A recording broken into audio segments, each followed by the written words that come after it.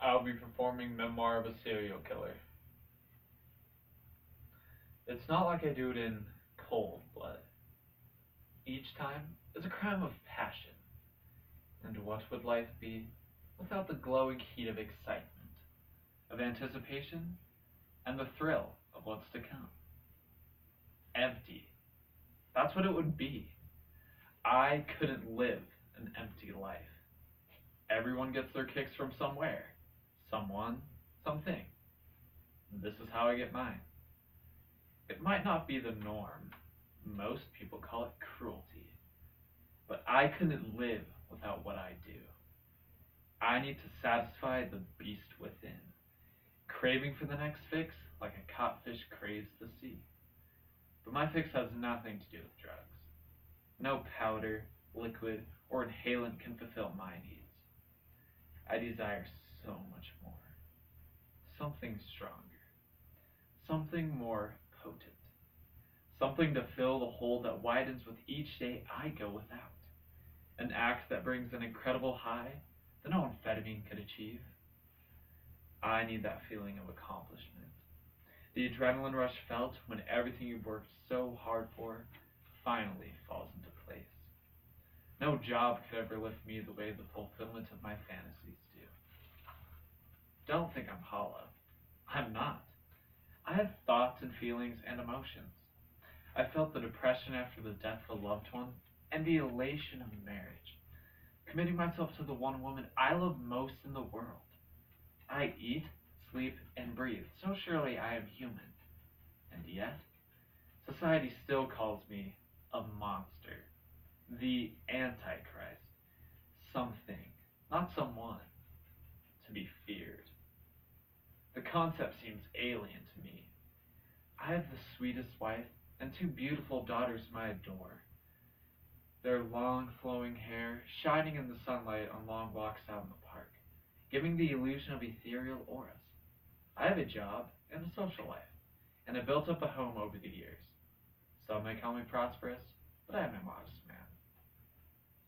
Everything I have should make me content, happy even, but nothing compares with the instant gratification felt when you realize just how powerful you really are. I am a man, a god, the angel of death. I have the ability to end the pitiful lives of those below me.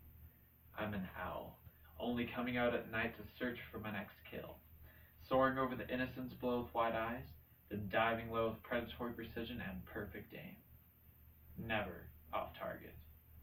Don't be fooled though. My prey is no animal, no petty creature made to die for us to consume. This is what makes what I do so special, so unique. Fair. That's my type. It makes it all the more euphoric when you can see the innocence and purity not only in her eyes, but also in her skin. Soft and white with delicate blue veins just beneath her silky smooth skin. She has to have golden hair, like an angel, so that I feel like the devil, smothering all her hopes, dreams, and desires, so that I realize that supremacy is mine to have. Nobody can stop me. Nobody even knows. Who would think? I have the faith. Every Sunday I wrench myself from under the warm, fold bed covers, washing, eating, making myself presentable for God. It's pitiful. There is no God. If there was a God, I wouldn't be here. Surely, if he exists, he would have struck me down after my first fix, or destroyed me before my conception could even begin. There is no God, only me. But I keep up the charade for society's sake. I am a stranger, and a friend, an acquaintance, and an unknown enemy. I'm not like the others, erratic and blood-crazed. I take my time, plan my next move, watch my prey for days, or even weeks, to observe their every movement.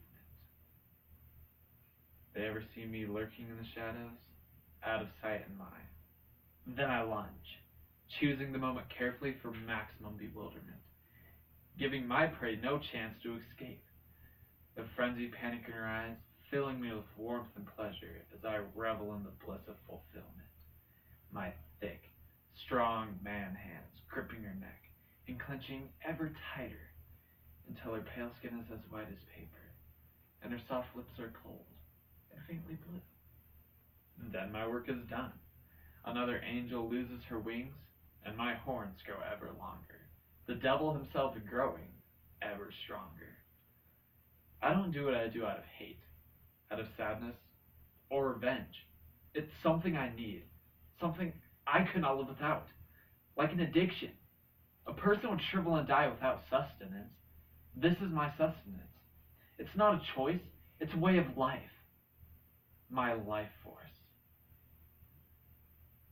The cement that holds me together. Nobody wants to die, and I feel like I would if I ever stopped. If I never again got to feel the cold, hard metal of the dagger blade in my palm.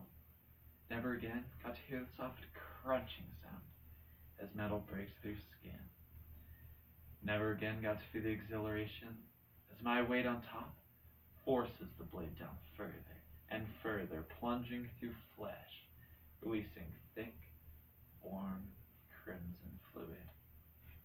Like the satisfaction of pouring the sweet juice from a coconut that took you many violent tries to split to the core.